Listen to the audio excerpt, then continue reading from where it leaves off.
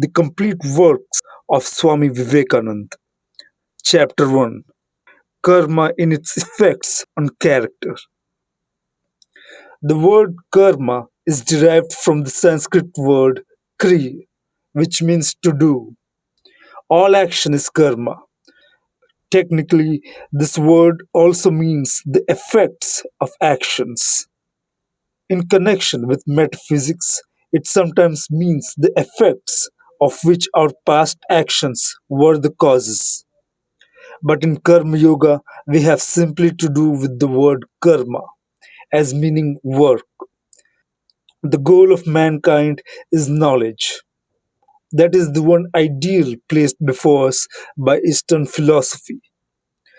Pleasure is not the goal of man, but knowledge. Pleasure and happiness come to an end. It is a mistake to suppose that pleasure is the goal. The cause of all the miseries we have in the world is that men foolishly think pleasure to be the ideal to strive for. After a time, man finds that it is not happiness but knowledge towards which he is going, and that both pleasure and pain are great teachers, and that he learns as much from evil as from good. As pleasure and pain pass before his soul, they have upon it different pictures. And the result of these combined impressions is what is called man's character. If you take the character of any man, it really is but the aggregate of tendencies, the sum total of the bent on his mind.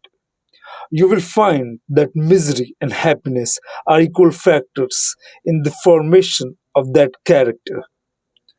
Good and evil have an equal share in molding character, and in some instances, misery is a greater teacher than happiness. In studying these great characters the world has produced, I dare say, in the vast majority of cases, it would be found that it was misery that taught more than happiness. It was poverty that taught more than wealth. It was blows that brought out their inner fire more than praise. Now, this knowledge again is inherent in man. No knowledge comes from outside, it is all inside. What we say a man knows should, in strict psychological language, be what he discovers or unveils. What a man learns is really what he discovers by taking the cover of his own soul, which is a mine of infinite knowledge. We say Newton discovered gravitation. Was it sitting anywhere in a corner waiting for him? It was his own mind. The time came and he found it out. All knowledge that the world has ever received comes from the mind. The infinite library of the universe is in your own mind. The external world is simply the suggestion, the occasion which sets you to study your own mind. But the object of your study is always your own mind. The falling of an apple gave the suggestion to Newton, and he studied his own mind. He rearranged all the previous links of thought in his mind and discovered a new link among them, which we call by the law of gravitation. It was not in the apple or anything in the center of the earth. All knowledge, therefore, secular or spiritual, is in the human mind. In many cases, it is not discovered but remains covered. And when the covering is being slowly taken off, we say we are learning. And the advance of knowledge is made by the advance of this process of uncovering. The man from whom this veil is being lifted is the more knowing man. The man upon whom it lies thick is ignorant, and the man from whom it has entirely gone is all knowing, omniscient.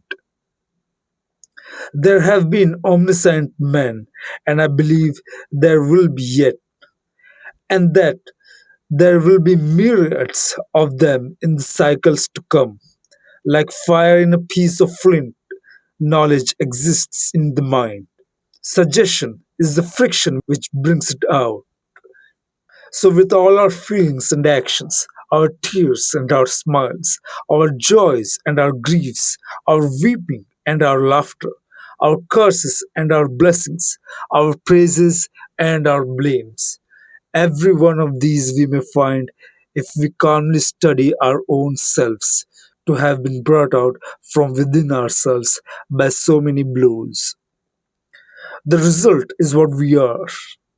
All these blows taken together are called karma, work, action. Every mental and physical blow that is given to the soul, by which, as it were, fire is struck from it, and by which its own power and knowledge are discovered, is karma. This word being used in its widest sense. Thus, we are all doing karma all the time. I am talking to you, that is karma. You are listening, that is karma. We breathe, that is karma. We walk, karma. Everything we do, physical or mental, is karma, and it leaves its marks on us.